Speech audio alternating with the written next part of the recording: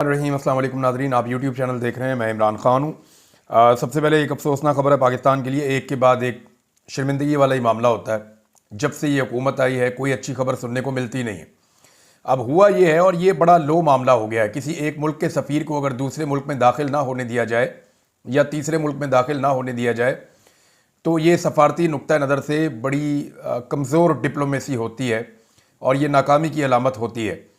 America की तरफ travel किया जी तुर्कमानिस्तान में पाकिस्तान के सफ़ीर एहसन वगान साहब ने, और ये अमेरिका के लॉस एंजलिस एयरपोर्ट पर पहुंचे और इमिग्रेशन ने इनको रोक लिया और इनको वापस डिपोर्ट कर दिया। अब ये पाकिस्तान की एक बहुत बड़ी नाकामी है। इससे पहले शहबाज शरीफ साहब शुक्रिया अदा कर रहे थे डोनाल्ड ट्रंप का कि जनाब हमने बड़ी कुर्बानियां दी हैं, दहशतगर्द आपको पकड़ के दिया है। वो जो दहशतगर्द पाकिस्तान ने पकड़ के दिया अमेरिका को, वो चला गया सीधा अमेरिका में। दहशतगर्द को अमेरिका ने अपने मुल्क में ले लिया और उसको अपने मुल्क के अंदर लेकर चले गए। लेकिन जो पाकिस्तान का सफ़ीर है वो काबिल कबूल नहीं है अमेरिका के लिए। याद रखिएगा, जो सफ़ीर होते हैं ना, पूरी दुनिया में ट्रैवल करते हैं, इनके पास जो ट्रैवल डॉक्यूमेंट हैं वो आम पाकिस्तानियों वाले नहीं होते। ये डिप्लोमेट्स होते हैं, तो इनके डॉक्यूमेंट्स भी जो हैं वो स्पेशल होते हैं। और इनको रोकने का मतलब ये होता है, यदि इसका मतलब होता है, ऐसा नहीं है कि इनको कोई ऐसे ही रोक लेता है। इनको रोकने के पीछे बड़ा स्ट्रॉन्ग रीज़न होना चाहिए। और अमेरिका जो है वो वैसे भी पाबंदियां लगाने जा रहा है। जो पाबंदियां लगाने जा रहा है उसके हवाले से एयरवे की खबर पड़ी हुई है मेरे पास कि जो सफरी पाबंदियां अमेरिका किन किन मुल्कों पे और क्यों लगाने जा रहा है। बहरहाल ये पाकिस्तान की एक बहुत बड़ी सफारती नाकामी है। इस पर भी शहबाज शरीफ साहब को फ़ोन करके तो डोनाल्ड ट्रंप का शुक्रिया अदा करना चाहिए कि जनाब बड़ी मेहरबानी आपकी, आपने हमसे दहशतगर्द भी ले लिया और हमारा सफ़ीर वापस कर दिया।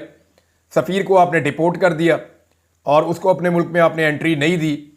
तो ये ताल्लुकात के अंदर कोई बड़ी चीज़ नहीं है। जो विल्सन ने फिर से ट्वीट किया, देखें जो विल्सन की खामोशी थी तो ऐसा शायद लोग तासुर दे रहे थे कि डोनाल्ड ट्रंप ने पाकिस्तान का शुक्रिया अदा कर दिया, तो अब जो विल्सन भी चुप हो गया। लेकिन उसने फिर ट्वीट किया फ्री इमरान खान का, और वो अपनी डॉक्यूमेंटेशन मुकम्मल करके बैठा हुआ है अपने बिल को लेकर के। और जो विल्सन ने पाकिस्तान कि जो ओवरसीज मौजूद हैं अमेरिका में, उन्होंने ये क्लेम किया कि जो विल्सन ने उनको ये कहा कि मैं जो कर रहा हूं वो मैं अपनी जाती तौर पे नहीं कर रहा हूं, मेरी पार्टी की कॉन्सेंट इसके अंदर शामिल है। ये ओवरसीज पाकिस्तानी ने मुझे फोन करके ये दावा किया कि उनको जो विल्सन ने ये बात कही थी। बहरहाल देखते हैं कि क्या होता है। उन्होंने दोबारा से ये नारा बुलंद कर दिया कि फ्री इमरान खान। ये एक नाकामी है और मैंने आपके सामने रख दी। ये पाकिस्तान के सफ़ीर को अमेरिका से डिपोर्ट किया गया। शहबाज शरीफ साहब को अब शुक्रिया अदा कर देना चाहिए अमेरिका का। नाज़रीन एक और ख़बर है, और लेकिन उससे पहले मैं आपको बताता हूँ कि सफरी पाबंदियों के हवाले से क्या खबर है मेरे पास। ये जनाब एयरवे के ऊपर छपी है और एयरवे बता रहा है कि डोनाल्ड ट्रंप की जानिब से सफरी पाबंदियों का हुक्मनामा आज जारी किया जाएगा। और एयरवे न्यूज़ के मुताबिक अमरीकी सफरी पाबंदियों में मुमकिन तौर पर शामिल ममालिक के नाम सामने आ गए हैं, जिनमें पाकिस्तान, अफगानिस्तान, इराक, ईरान और लबनान शामिल हो सकते हैं। लीबिया, फ़लस्तीन, सोमालिया, सूडान, शाम, यमन सफरी पाबंदियों का शिकार ममालिक में मुमकिन तौर पर शामिल हैं। जनूबी कोरिया, क्यूबा, हेटी और वेनेजुएला, ये कौन से मुल्क है जिनके साथ हमें शामिल करवा दिया है? इंडिया के ऊपर तो सफरी पाबंदियां नहीं लग रही, बाकी मुल्कों में तो नहीं लग रही, श्रीलंका पे भी नहीं लग रही, बांग्लादेश में भी सफरी पाबंदियां नहीं लग रही। पाकिस्तान के ऊपर सफरी पाबंदियां क्यों लग रही हैं? यानी ईरान के साथ तो अमेरिका का मसला समझ आता है, पाकिस्तान तो अमेरिका का नॉन नेटो अलाई है, फिर भी पाकिस्तान के ऊपर पाबंदियां लग रही हैं।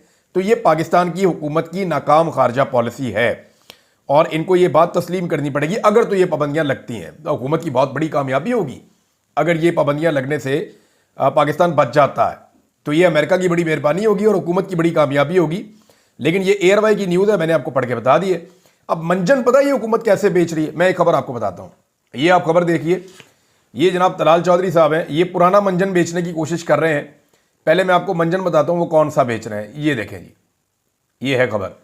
इसमें कह रही थी दहशतगर्दी की जंग में पाकिस्तान दुनिया की जंग लड़ रहा है। पाकिस्तान इस जंग में नाकाम हुआ तो पूरी दुनिया गैर महफूज हो जाएगी। दुनिया को हमारे साथ खड़ा होना पड़ेगा, फिर दुनिया भी महफूज हो सकती है। तलाल चौधरी, ये वो मंजन है जो पाकिस्तान ने बड़ा बेचा है दुनिया को कि जनाब हम सारी दुनिया की जंग लड़ रहे हैं, अगर हम नाकाम हो गए तो सारी दुनिया नाकाम हो जाएगी। क्यों भाई? यानी अफगानिस्तान के अंदर जंग चल रही थी, ईरान के अंदर टके की दहशतगर्दी है, कोई चीज नहीं हुई। उस तरफ आप चले जाएं, तुर्कमानिस्तान, उज्बेकिस्तान, ताजिकिस्तान, कुछ भी नहीं हुआ वहां पे। आगे चले जाएं, अजरबैजान, कुछ भी नहीं हुआ वहां पे। तो पाकिस्तान के अंदर अगर दहशतगर्दी हो रही है तो दुनिया इससे क्यों इफेक्ट होगी? जब पाकिस्तान में दहशतगर्दी होती है तो इंडिया में कुछ नहीं होता, चीन में कुछ नहीं होता, ईरान में कुछ नहीं होता, बांग्लादेश में कुछ नहीं होता, श्रीलंका में कुछ नहीं होता, बाकी सेंट्रल एशिया में कुछ नहीं होता। ये सामने आपके समंदर पार जो है वो सऊदी अरब है, बल्कि दो मुल्क तो बहुत करीब है, एक ओमान है और एक यूएई है, उन्हें भी कुछ नहीं होता। तो ये चूरन हमने दुनिया को पहले बहुत बेचा है कि जनाब अगर आपने हमारा साथ ना दिया तो ये दहशतगर्दी आपके मुल्कों तक पहुंचेगी। उधर फलस्तीन में गजा के अंदर जंग लगी हुई है और पूरा मिडिल ईस्ट जो है वो सुकून से बैठा हुआ है। शाम के अंदर रोजाना की बुनियाद पर सैकड़ों कत्ल हो रहे हैं, उर्दन के अंदर कोई मामला ही नहीं किसी को पता, मिस्र के अंदर कुछ नहीं है। तो मुल्कों ने अपने बॉर्डर्स बड़े महफूज कर लिए हैं। हम दुनिया को पहले ये बेवकूफ़ बनाते थे और वो दुनिया इसलिए बन जाती थी, उनके यहाँ ज़्यादा मफादात थे। अमेरिकन खुद आए हुए थे अफगानिस्तान के अंदर, तो उस वक्त जब हम कहते थे कि हम अमेरिका की जंग लड़ रहे हैं, दुनिया की जंग लड़ रहे हैं, पूरी दुनिया को दहशतगर्दी से हम बचाना चाहते हैं, तो तब वो ये सोचते थे हमारे फौजी हैं यार इन मुल्कों के अंदर, तो इनकी बात सुन लो। अब वो क्यों सुनेंगे?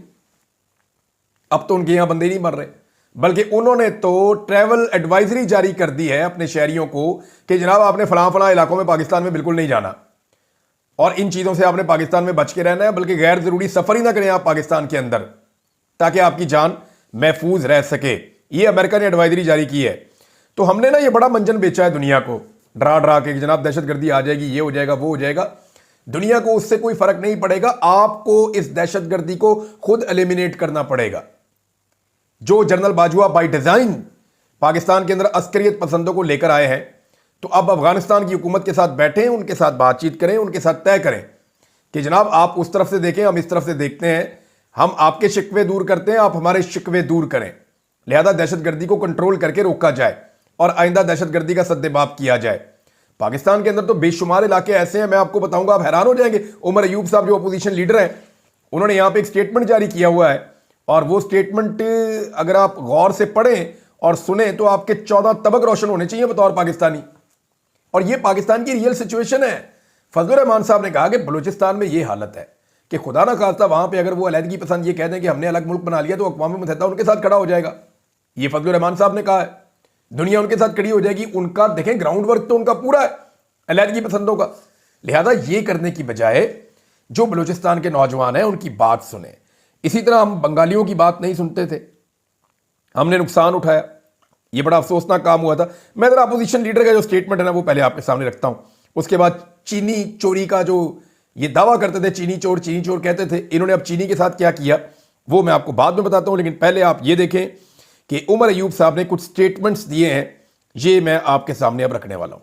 पहला स्टेटमेंट उमर अयूब साहब का, वो कहते हैं शहबाज रजीम की किस बात पर शहनाइयां बजाई जा रही हैं। ये जो शहबाज शरीफ का रजीम है किस बात की शहनाइयां बजा रहा है?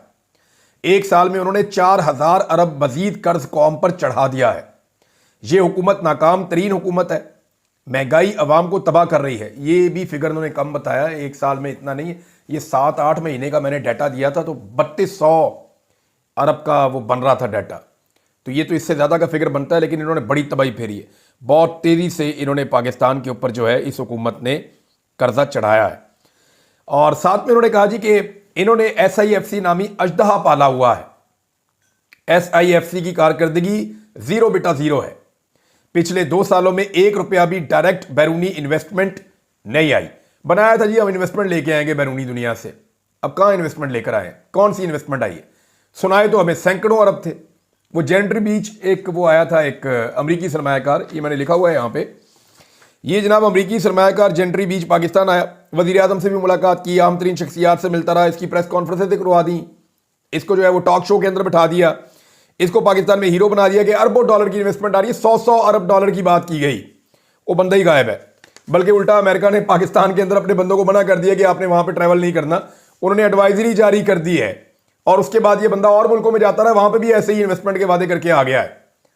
तो ये डोनाल्ड ट्रंप के साथ इसकी कोई फोटो शोटो हैं, ये उनके बेटे के साथ किसी के साथ मुबैना तौर पे शिकार विकार भी खेलता है। बहरहाल उमर अयूब साहब ने भी SIFC के ऊपर तनकीद की है, आसिफ अली जरदारी ने भी की है। आसिफ अली जरदारी साहब ये जो सिंध के पानी के हवाले से बात कर रहे हैं, ये SIFC का एक प्रोजेक्ट है जिससे वो इख्तलाफ कर रहे हैं।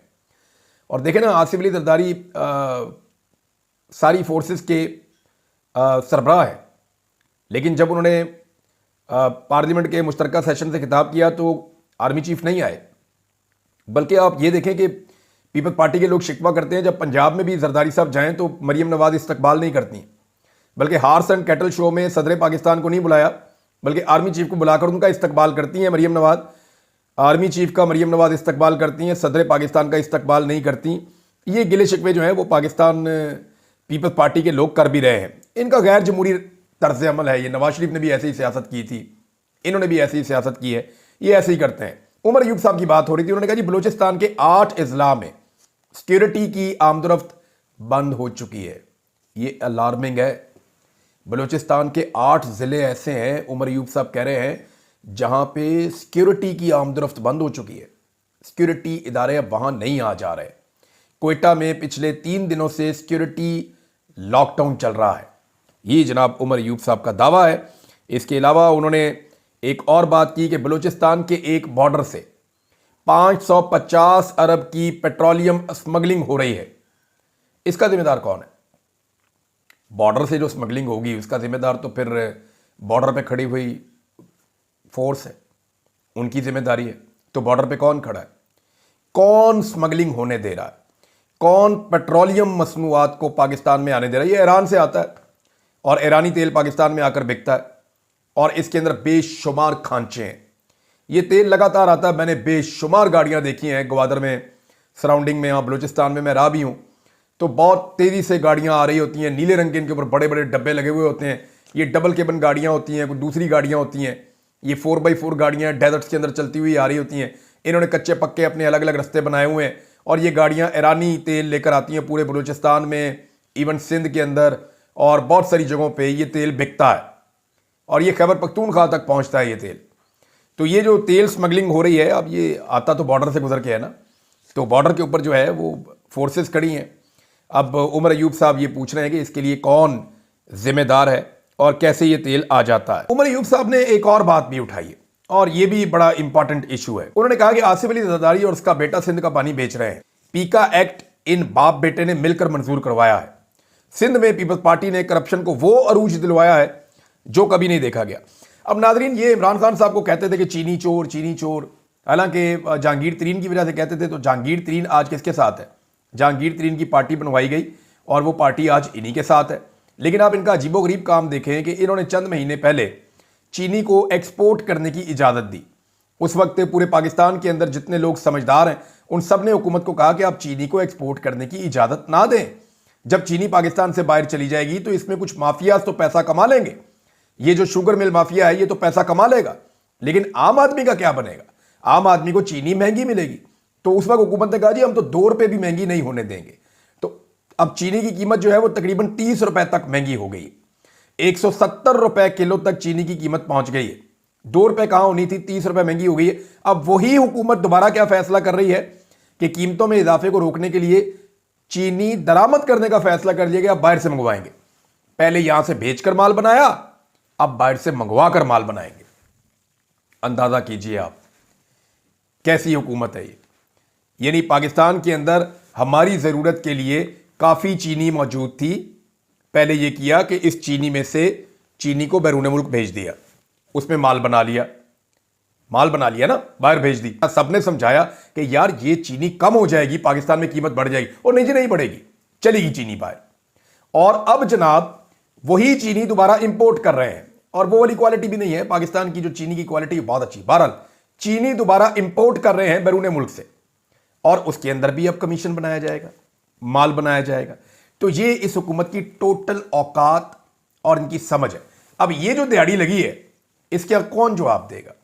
एक और अजीबोगरीब चीज मैं देख रहा था, गूगल के ऊपर हैरान कुन हद तक पाकिस्तानी करेंसी में गिरावट की निशानदेही हुई है। बाकी जो साइट्स हैं वो इसके ऊपर कंफर्मेशन नहीं दे रही अभी, मे बी एक आधे दिन में पता चल जाए। लेकिन जो गिरावट यहां पे नजर आ रही है वो तो 300 रुपए का डॉलर नजर आ रहा है। इसी तरह यानी अगर डॉलर 300 तक पहुंच गया तो ये तो बहुत अफसोसनाक होगा, लेकिन गूगल इसको शो कर रहा है।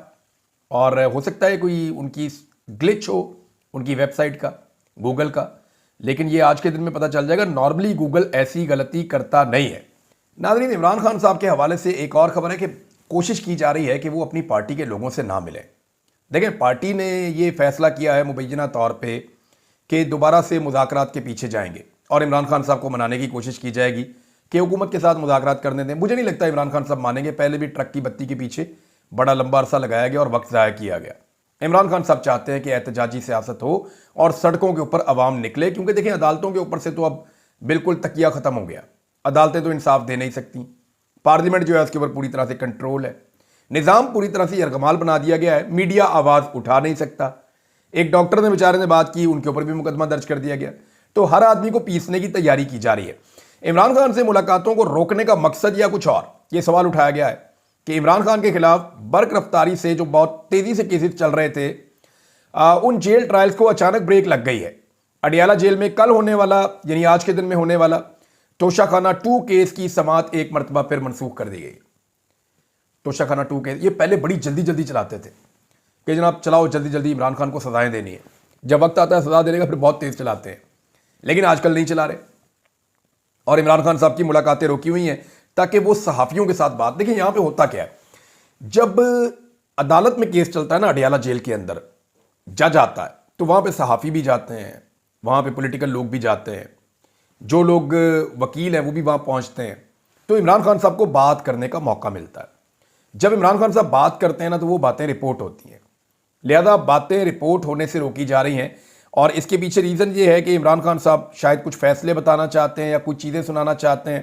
यानी जब भी इमरान खान साहब कुछ इंपॉर्टेंट बात करना चाहते हैं या कोई अहम मौके आते हैं, उस वक्त इमरान खान साहब को तनहा किया जाता है और कोशिश की जाती है कि वो कम से कम बातचीत कर सकें अवाम के साथ, उनकी इंटरेक्शन कम से कम हो। डायरेक्ट तो बेचारे इमरान खान साहब बात ही नहीं कर सकते, सामने नज़र ही नहीं आते, ना उनकी आवाज़ आती है। बस इसी तरह मीडिया के ज़रिए से कुछ सहाफ़ी कोई बात सुन के आ जाते हैं या वकला कोई बात सुन के आ जाते हैं, वो उनके ट्विटर के ऊपर शेयर हो जाती है। इसके अलावा तो और कोई रास्ता ही नहीं है। नाज़रीन, पाकिस्तान पे IMF का डंडा भी चल रहा है और एक खबर के मुताबिक 5 से 7 इदारे हम बेच देंगे। ये पाकिस्तान की हुकूमत ने IMF को यकीन दहानी कराई है कि जनाब आप हमें कर्जा दे दें। IMF जो है वो बड़ी सख्त शराइत रख रहा है। वो ये कह रहा है जी पैसा इकट्ठा करके दिखाओ। अब तो पैसे ही इकट्ठा नहीं कर पा रहे, ना आपका मुल्क तरक्की कर रहा है, ना आपका मुल्क आगे बढ़ रहा है, सियासी इस्तेहकाम मुल्क के अंदर है नहीं। अभी थोड़ा अर्सा पहले जो उनका वफ्द आया था वो जो चीज़ें देख कर गया है, उससे पहले यूरोपीय यूनियन का एक वफ्द आया था, वो भी चीज़ें देख कर गया है। तो सिचुएशन उतनी अच्छी है नहीं। अब मामला ये है कि पाकिस्तान की जो हुकूमत है वो उन्हें यकीन दिला रही है कि जनाब हम बेच देंगे, हम PIA को भी बेच देंगे, 2-3 हमारे मालियाती इदारे हैं उनको भी बेच देंगे, हमारी पावर डिस्ट्रीब्यूशन कंपनियां हैं हम उनको भी बेच देंगे, और हम ज़रूरी तरक्याती बैंक लिमिटेड को भी बेचने की कोशिश करेंगे। साथ ही साथ उन्होंने कहा जी कि हम रोजवेल्ट होटल है उसको भी बेच देंगे अमेरिका में, और ये PIA की मलकियत है, इसको जो ना पहले दिया हुआ था अब उसको बेचने की बात कर रहे हैं, और न्यूयॉर्क सिटी में। तो वो कह रहे हैं जी हम हर चीज़ बेच देंगे लेकिन पैसे पूरे करेंगे। अब देखिए चीज़ें बेच कर आप पैसे कब तक पूरे कर सकते हैं? पैसे पूरे होने चाहिए जब पाकिस्तान में मईशत का पहिया चलेगा ना। जितनी तेज़ी से पैसों की सर्कुलेशन होगी, जितना ज़्यादा कारोबार पाकिस्तान में बढ़ेगा, रियल स्टेट का बिजनेस बढ़ेगा, पाकिस्तान में ज़राअत का बिजनेस बढ़ेगा, तजारत पाकिस्तान के अंदर बढ़ेगी, ख़रीदो फरोख्त जो है वो तेज़ होगी। जब ये सारा कुछ होगा ना तो मनी फ्लो तेज़ होगा, उसमें हुकूमत को ज़्यादा टैक्सेस इकट्ठे होंगे, हुकूमत ज़्यादा पैसा इकट्ठा करेगी तो हुकूमत को अपना कुछ बेचना नहीं पड़ेगा। लेकिन हो क्या रहा है, पाकिस्तान में लोगों में कॉन्फिडेंस नहीं है, तो कारोबारी ज़िंदगी रुका हुआ है। हुकूमत जो है वो कुछ ना कुछ अदाद शुमार दिखाकर पाकिस्तान के अंदर और पाकिस्तान से बाहर लोगों को और इदारों को मुतमईन करने की कोशिश करती है। लेकिन अब ये सिलसिला ज़्यादा चल नहीं सकता ना, तो फिर आपने पैसे पूरे कैसे करने हैं? फिर आपने घर का सामान बेचना है, आपने अपने इदारों की निजीकारी करनी है, आपने चीज़ें बेचना शुरू कर देनी है कि जनाब ये भी लायबिलिटी है, इसको भी बेच दो, इसको भी बेच दो, इसको भी बेच दो, इसको भी बेच दो। तो जब आप इस तरह चीज़ें बेचेंगे उठा कर, तो आप कब तक बेचेंगे और कितनी चीज़ें बेचेंगे? अल्टीमेटली आपके पास चीज़ें खत्म हो जाएंगी। और फिर भी लोगों में अगर कॉन्फिडेंस ना आया और देन IMF ने आपको डिक्लेयर कर दिया दिवालिया, तो फिर आप कहां जाएंगे? फिर आपके पास कोई रास्ता नहीं बचेगा उन ताकतों की सारी बातें मानने के अलावा जो बातें पाकिस्तानी कभी भी नहीं मानना चाहेंगे। तो गुजारिश सिर्फ इतनी है कि अवाम का एतमाद बहाल कीजिए, और उसका रास्ता फ्री एंड फेयर इलेक्शन से होकर गुजरता है। अब जो होना था हो गया, जैसा इलेक्शन आपने करवा दिया उसके बाद तो रास्ता ही कोई नहीं है ना। अब तो एस्टेब्लिशमेंट भी बंद गली में खड़ी है, उसे इस बात का पता है कि अगर हमने इलेक्शन के मामले को खोल दिया तो हम तो गद्दार हो जाएंगे, पाकिस्तानी हमें कभी माफ़ नहीं करेंगे और दुनिया के अंदर हमारी एक बदनामी हो जाएगी। तो बेहतर यह है कि एक फ्री एंड फेयर नया इलेक्शन करवा दिया जाए और उस नए इलेक्शन में अवाम को अपनी मुंतखब हुकूमत दे दी जाए। लोगों में एतमाद आ जाएगा, पाकिस्तान के माशी और सियासी इस्तेहकाम आ जाएगा, उससे पाकिस्तान बेहतर होना शुरू हो जाएगा। दहशतगर्दी के मामला को डायलॉग और प्रॉपर तरीके से पुलिस को, इंतजामिया को कॉन्फिडेंस देते हुए एक अच्छी कोऑर्डिनेशन के साथ ख़त्म किया जाए। नाज़रीन, अबूज़र सलमान नियाज़ी साहब इमरान खान साहब के वकला की टीम में से हैं। इन्होंने बड़ी ज़बरदस्त बात की है। उन्होंने कहा जी इमरान खान क़यादत की नाअहली की वजह से नहीं, बल्कि मुल्क के जुडिशल प्रोसेस में एस्टेब्लिशमेंट की मुदाखलत की वजह से जेल में। मैं आपको कई दफ़ा ये कह चुका हूं कि अगर अदालतें इंसाफ दे रही होती ना तो इमरान खान साहब अभी जेल से बाहर होते। देखिए, जब अदालत इंसाफ दे रही थी तो इमरान खान साहब 9 मई को गिरफ्तार हुए, 10 को छूट गए थे। लेकिन अब अदालतें इंसाफ नहीं दे पा रही, अदालतों को एस्टेब्लिशमेंट ने जकड़ा हुआ है और यही बात वो कह रहे हैं, जुडिशल प्रोसेस में एस्टेब्लिशमेंट की मुदाखलत की वजह से इमरान खान साहब जेल में है।